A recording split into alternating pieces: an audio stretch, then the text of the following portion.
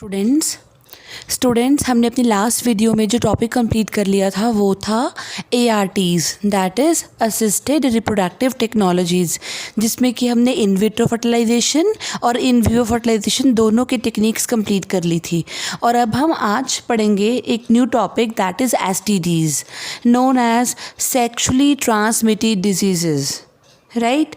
तो इनको sexually transmitted disease क्यों कहा जाता है? बिकॉज ये जो डिजीज़ है they are transmitted through sexual intercourse with the infected person. So, because they spread through sexual intercourse with the infected person, that's why they are known as the sexually transmitted diseases. Also, they are known as RTIs. RTIs means reproductive tract infections. So, they are known as reproductive tract infections. Also, they are known as VDs. What? VDs are actually venereal diseases, मतलब that are related to reproduction. So these are related to reproduction. venereal diseases भी कहा जाता है इनको।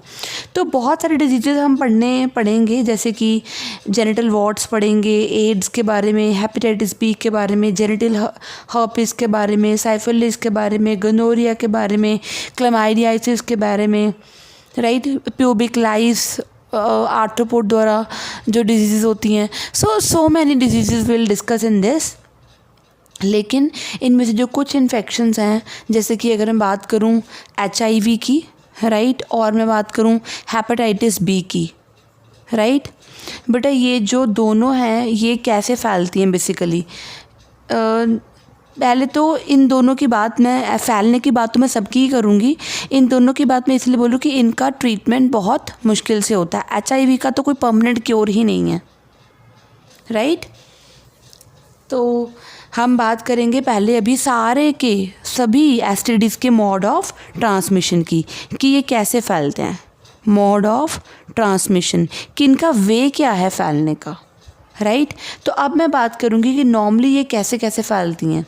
तो कुछ जो infection है जैसे कि हेपेटाइटिस बी और HIV वो ट्रांसमिट कैसे होते हैं, लाइक शेयरिंग नीडल्स शेयर करना, एक ही नीडल से कई लोग अगर इंजेक्ट करते हैं तो, राइट। इसके अलावा ड्यूरिंग ब्लड ट्रांसफ्यूजन, जब हम ब्लड चढ़वाते हैं या राइट, तब उसके टाइम पर, ब्लड ट्रांसफ्यूजन के टाइम पर अगर ब्लड ही इन्फेक्टेड हो तो, right.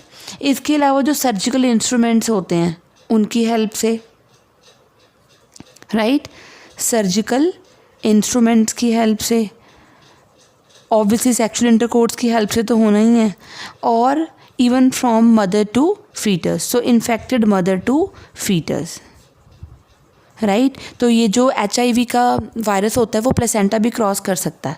So from infected mother to foetus it will also transmit, clear. अब हम बात करेंगे कि इनके सिम्टम्स क्या आते हैं, जो इनके जनरल सिम्टम्स होते हैं वो क्या होते हैं। STDs के जनरल सिम्टम्स क्या होते हैं? सबसे पहली चीज़ इचिंग, राइट, तो बिल्कुल जनरल है अभी।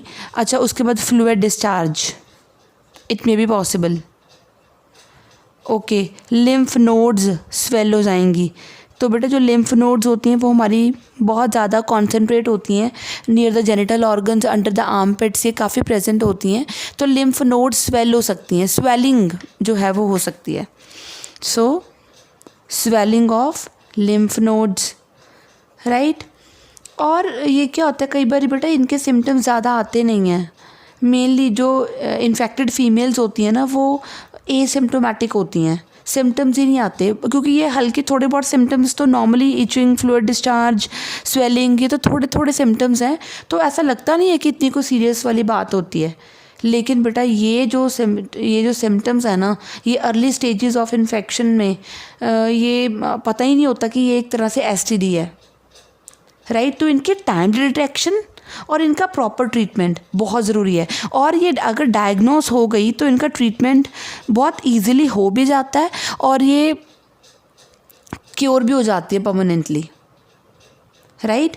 अदरवाइज़ अगर इनको हमने क्योर नहीं करा तो बेटा it can lead to PID। What is PID? PID is pelvic pelvic inflammatory disease, right.